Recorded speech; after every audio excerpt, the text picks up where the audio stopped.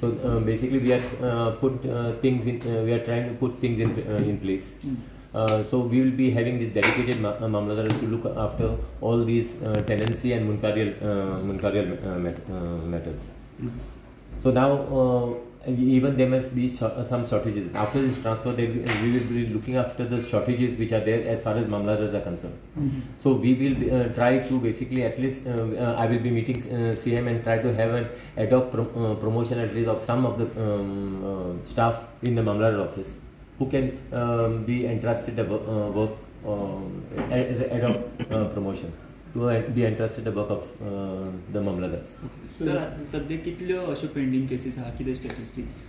No, offhand I cannot give you that statistics because I don't have it right now with me.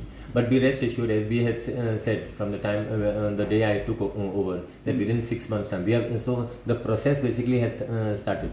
Within 6 months' time, see that as far as the dates also are concerned, there will not be Tarikh will not happen now. That's the reason we are having this dedicated Mamlatdars to look after this matter.